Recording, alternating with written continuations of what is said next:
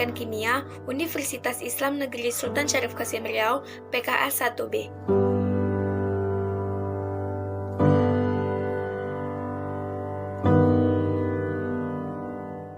Assalamualaikum warahmatullahi wabarakatuh. Halo teman-teman. Assalamualaikum warahmatullahi wabarakatuh. Halo teman-teman, bagaimana kabarnya hari ini? Semoga selalu sehat ya, dimanapun kalian berada. Ingat pesan ibu, selalu menggunakan masker kemanapun kita bepergian. Perkenalkan, saya Khairul Nisa, mahasiswa Pendidikan Kimia Universitas Islam Negeri Sultan Syarif Qasim Riau, PKA 1B. Di sini, saya akan memenuhi tugas pada mata kuliah Pancasila yang diampuh oleh Ibu Sofianita SPD MPD. Sebelum mulai presentasi, di sini saya akan memperkenalkan terlebih dahulu rekan-rekan saya yang ikut bergabung pada kesempatan kali ini. Namun sebelum itu, saya punya quotes. Orang bijak mengatakan bahwa pendidikan bukan hanya persoalan ke sekolah maupun ke kampus lalu mendapatkan ijazah, tapi persoalan untuk menambah wawasan serta menyerap ilmu kehidupan. Di sini kami akan presentasi dan sharing. Semoga materi yang akan kami bahas nantinya akan bermanfaat bagi teman-teman sekalian. Nah, seperti yang saya katakan di awal tadi, di sini saya tidak hanya sendirian loh. Saya bersama dengan ketiga rekan saya. Nah, pasti teman-teman penasaran kan siapa saja mereka? Yuk langsung saja kita lihat. Assalamualaikum warahmatullahi wabarakatuh. Halo teman-teman, perkenalkan nama saya Deko Parona Putra, mahasiswa pendidikan kimia kelas 10. Saya dari kelompok 6. Assalamualaikum warahmatullahi wabarakatuh. Halo teman-teman, perkenalkan nama saya Desmalia Ramadhani. Saya mahasiswi pendidikan kimia dari kelompok 6. Assalamualaikum warahmatullahi wabarakatuh. Halo teman-teman, perkenalkan nama saya Maya Nurhaliza. Saya mahasiswa Pendidikan Kimia kelas 1B. Saya dari kelompok 6. Langsung saja kita masuki pada pembahasan pertama, implementasi Pancasila dalam pembuatan kebijakan negara dalam bidang ekonomi. Di sini ada beberapa sistem ekonomi yang menjadi pisakan untuk menjalankan roda ekonomi. Yang pertama yaitu ekonomi pasar. Ekonomi pasar ini diterapkan negara yang menganut ideologi liberal. Dan yang kedua yaitu ekonomi komando. Ekonomi komando ini diterapkan oleh negara berideologi komunis. Dan ekonomi campuran itu ekonomi seperti yang diterapkan oleh Inggris dan Jerman. Dan yang terakhir itu ada ekonomi Pancasila. Ekonomi Pancasila ini dengan kata lain menerapkan nilai-nilai ekonomi yang diamanatkan oleh Pancasila.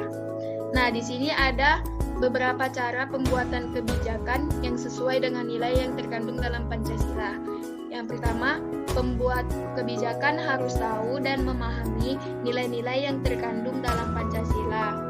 Yang kedua, jika pembuat kebijakan sudah terkontaminasi neoliberalisme, maka solusinya dengan melakukan pencerahan Pancasila pada pembuat kebijakan. Ini termasuk pada kaum penyelenggara negara dan para elit politik kita. Yang ketiga, untuk mengimplementasikan Pancasila dalam kebijakan. Ini berarti kita maka selalu mengupayakan agar Pancasila selalu hadir di sanubari masyarakat. Dan yang terakhir yaitu menampung aspirasi masyarakat. Ini maksudnya agar suatu kebijakan bisa dibuat kesesuaian yang dibutuhkan masyarakat atau sesuai dengan kebutuhan masyarakat. Penerapan nilai-nilai Pancasila dalam kebijakan ekonomi menurut Mubiarto. Sila pertama yaitu ketuhanan yang Maha Esa. Diharapkan kebijakan yang dibuat mencakup sila pertama yaitu mempertimbangkan moral dan sifat-sifat sistem moral ekonomi Indonesia, serta dijadikan pedoman perilaku ekonomi perorangan, kelompok-kelompok dalam masyarakat.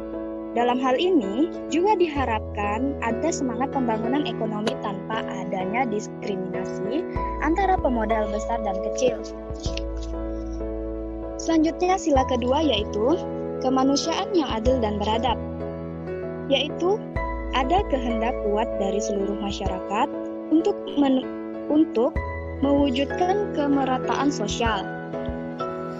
Sesuai asas-asas kemanusiaan, dalam program kebijakan proteksi usaha kecil Misalnya, pelaku usaha kecil harus menyampaikan aspirasinya kepada pemerintah agar aspirasi tersebut bisa dipertimbangkan, agar perumusan kebijakan akan sesuai dengan yang dibutuhkan oleh pelaku usaha kecil.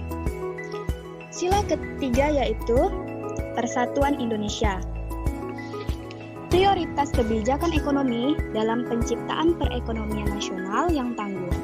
Ini berarti nasionalisme menjiwai setiap kebijakan ekonomi.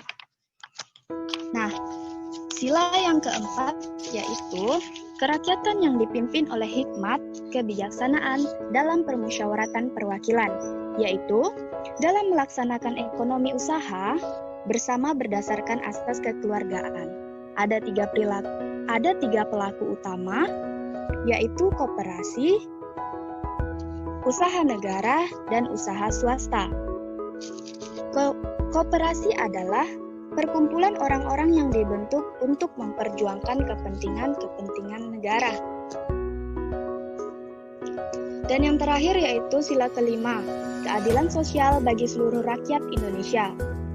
Adanya keseimbangan yang jelas dan tegas antara perencanaan di tingkat nasional dengan desentralisasi dalam pelaksanaan kebijakan ekonomi untuk mencapai keadilan ekonomi dan keadilan sosial. Di sini saya akan membahas atau membacakan pasal-pasal yang berkaitan dengan implementasi Pancasila dalam bidang ekonomi. Yaitu pertama pasal 27 ayat 2 yang berbunyi, tiap-tiap warga negara berhak atas pekerjaan dan penghidupan yang layak bagi kemanusiaan. Ketentuan ini menjelaskan bahwa kesejahteraan merupakan HAM atas kehidupan yang layak. Berikutnya itu ada pasal 33 ayat 1 yang berbunyi menyatakan perekonomian disusun sebagai usaha bersama berdasar asas kekeluargaan. Ayat kedua, ditetapkan bahwa cabang-cabang produksi yang penting bagi negara yang menguasai hajat hidup orang banyak dikuasai oleh negara. Ayat ketiga, ditegaskan bumi dan air serta kekayaan alam yang terkandung di dalamnya dikuasai oleh negara dan digunakan untuk kemakmuran rakyat. Ayat keempat, ditetapkan perekonomian nasional diselenggarakan berdasarkan demokrasi ekonomi yang dengan prinsip kebersamaan, efisiensi, berkeadilan, berkelanjutan, berwawasan lingkungan, kemandirian, serta menjaga keseimbangan, kemajuan, dan kesatuan ekonomi nasional. Ayat kelima, maka pelaksanaan seluruh ayat dalam pasal 33 itu diatur dalam undang-undang. Berikutnya pasal 34 ayat 1. Fakir, miskin, dan anak-anak terlantar dipelihara oleh negara. Ayat kedua, negara mengembangkan sistem jaminan sosial bagi rakyat dan memberdayakan masyarakat lemah dan tidak mampu sesuai dengan martabat kemanusiaan. Ayat keempat, negara bertanggung jawab atas fasilitas kesehatan dan pelayanan umum yang layak. Ayat kelima, pelaksanaan mengenai pasal ini diatur dalam undang-undang. Baiklah, semua pasal tersebut adalah penjabaran dari kedaulatan rakyat dan keadilan sosial yang merupakan sila keempat dan kelima. Kedua pokok pikiran ini adalah landasan bagi pembangunan sistem ekonomi Pancasila dan kehidupan sosial dan kehidupan ekonomi nasional. Maka dalam pembuatan kebijakan dalam bidang ekonomi dimaksudkan untuk menciptakan sistem perekonomian yang bertumpu pada kepentingan dan keadilan rakyat. Menurut Mubiarto, pengembangan ekonomi bukan hanya mengejar pertumbuhan, melainkan demi kemanusiaan, demi kesejahteraan bangsa. Pembuatan kebijakan di bidang ekonomi juga harus terhindar dari sistem persaingan bebas, monopoli, dan lainnya yang menimbulkan penderitaan rakyat dan penindasan antar sesama manusia. Baiklah, itu saja yang dapat saya jabarkan. Berikutnya akan disampaikan oleh Deko.